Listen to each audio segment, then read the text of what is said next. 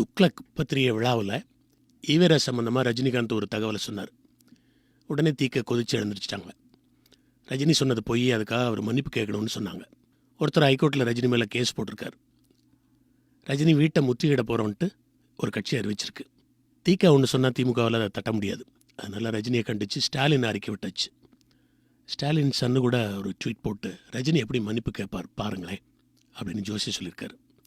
மன்னிப்பு கேட்க மாட்டேன், வருத்தம் தெரிவிக்கவும் மாட்டேன் அப்படின்னு ரஜினி ஸ்ட்ராங்காக சொல்லிட்டார். நடந்தது சொன்னேன், உண்மையை சொன்னதுக்கு போய் யாராவது சாரி சொல்லுவாங்களா அப்படின்னு சிரிக்கிறார் ரஜினி. ரஜினி பேச்சால் கொதிக்கிறவங்க, கொதி வந்த மாதிரி துடிக்கிறவங்க என்ன சொல்கிறாங்க? ரஜினி சொன்னது பொய்யின்றாங்க. ஓகே, ரஜினி என்ன சொன்னார்? தீக்க ஊர்வலத்தில் ராமன் சீதையெல்லாம் ஆடை இல்லாமல் படம் போட்டு செருப்பு மாலை போட்டு கொண்டு போகிறதா சொன்னார். அப்புறம் என்ன சொன்னார்? 1971 நடந்த அந்த ஊர்வலம் பற்றி வேறு பத்திரிகை எதுவுமே செய்தி போடாமல் இருந்தப்போ ஷோ மட்டும்தான் தைரியமாக துக்ளக்கில் போட்டார் அப்படின்னு சொன்னார் ரஜினி. இதில் எதெல்லாம் பொய்ன்னு இவங்க சொல்கிறாங்க? கடவுள் உருவங்களை நிர்வாணமாக சித்தரிச்சாங்களா இல்லையா? ராமர் படத்தை செருப்பால் அடித்தாங்களா இல்லையா? அந்த நியூஸை பிரசுரித்த துக்ளக் பத்திரிகையை அரசு தடை செஞ்சுதா இல்லையா? ஒவ்வொன்றா பார்க்கலாம். 1971 ஜனவரி 23 சேலத்தில் தீக்க ஊர்வலம் நடந்துச்சு. மூட நம்பிக்கை ஒழிப்பு மாநாடுன்னு பேர் அதுக்கு. அதில் ராமர் சீதையெல்லாம் நிர்வாணமாக வரைஞ்சி படங்கள் வச்சுருந்ததும் ராமர் படத்தை செருப்பால் அடித்ததும் உண்மைதான்னு வீரமணி நடத்துகிற விடுதலை பத்திரிகையிலே சொல்லியிருக்கு.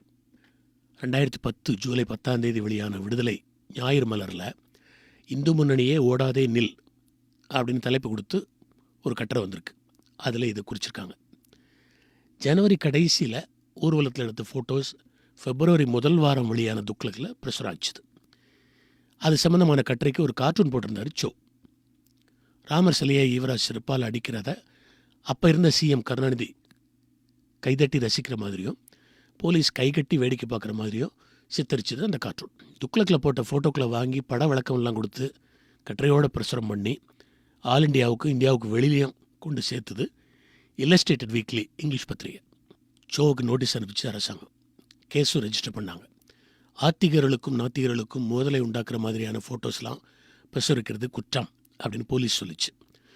ஊர்வலம் நடத்துனது குற்றம் இல்லை, அதில் கடவுள் உருவங்களை நிர்வாணமாக வரைஞ்சது குற்றம் இல்லை, கடவுள் படத்தை செருப்பால் அடித்தது குற்றம் இல்லை. ஊர்வலத்தில் என்ன நடந்ததுன்னு ஜனங்களுக்கு காட்டுறதுக்கு நாங்கள் ஃபோட்டோ போட்டோம், அதுதான் குற்றமா? பலே நல்ல அரசாங்கம், நல்ல போலீஸ் அப்படின்னு பதில் சொன்னார் சோ. அவரே ஒரு வக்கீல் தானே. பிரச்சனை அங்கே முடியல. துக்ளக்கில் போட்ட கார்ட்டூனை பெருசாக்கி போஸ்டரை அச்சடித்து 1971 தேர்தலுக்கு பிரச்சாரத்துக்கு யூஸ் பண்ணலான்னு ரெடி பண்ணார் சின்ன அண்ணாமலைங்கிற பிரபலமான பழைய காங்கிரஸ் கட்சியினுடைய பேச்சாளர். பழைய காங்கிரஸ்னால் காமராஜ் காங்கிரஸ்.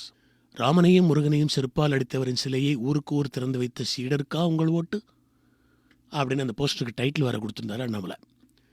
அந்த போஸ்டரை வெளியே வரக்கூடாது பார்த்துக்கோ அப்படின்னு சொல்லிச்சு கவர்மெண்ட். தடை உத்தரவு போட்டுது. அந்த பிரிண்டிங் ப்ரெஸ்ஸில் புகுந்து போஸ்டர் எல்லாம் வாரி சுருட்டி பறிமுதல் பண்ணிச்சு போலீஸ். அதை எதிர்த்து சின்ன அண்ணாமலை ஹைகோர்ட்டில் கேஸ் போட்டார். அரசாங்கம் போட்ட தடை உத்தரவு செல்லாதுன்னு தீர்ப்பு சொல்லிடுச்சு கோர்ட். பறிமுதல் செஞ்ச போஸ்டரெல்லாம் திருப்பி கொடு அப்படின்னு போலீஸுக்கு ஆர்டர் போட்டாங்க ஜட்ஜுங்க. இந்த கேஸில் ஒன்றை கவனிக்கணும்.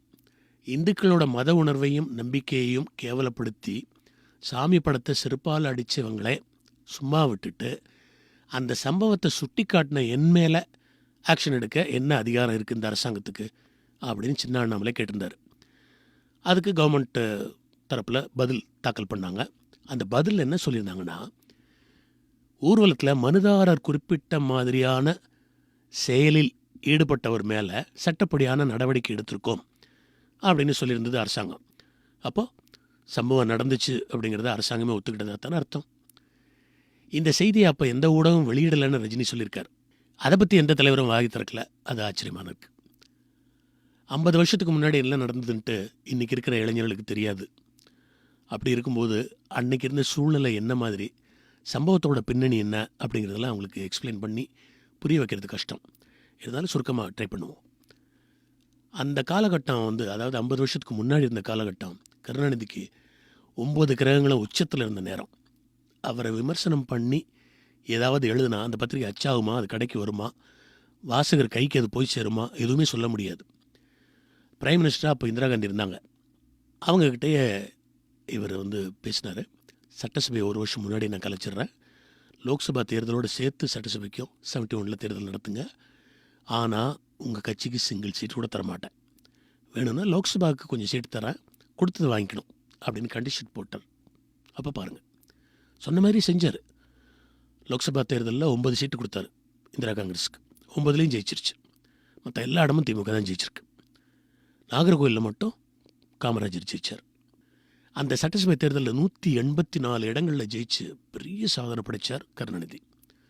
சிகரமே தொட்டார்ல, தொட்டதுக்கப்புறம் கீழே தானே இருக்கணும். அந்த கட்சியினுடைய சரிவின் ஆரம்பம் அதுதான். சரி, இப்போ இந்த நேரத்தில் திமுகவோட பழைய இருண்ட வரலாறை எல்லாம் பக்கம் பக்கமாக புரட்டி பார்க்குறதுக்கு என்ன அவசியம்? அதுக்கான வாய்ப்பை உருவாக்கி கொடுத்துருக்கிறது வீரமணியோட தீக்க. இந்து மத எதிர்ப்பு அப்படிங்கிறது திமுகவோட வரலாற்றில் பின்னி பிணைஞ்ச ஒரு விஷயம் அப்படின்னு இன்றைய தலைமுறைக்கு எடுத்து சொல்ல அருமையான வாய்ப்பு கொடுத்துருக்குது தீக்க அப்படின்னு மகிழ்ச்சியாக இருக்குது பிஜேபி. ரஜினி ஏதோ ஒரு ஃப்ளோவில் பேசிட்டாருன்னு இன்னுமா நம்புறீங்க?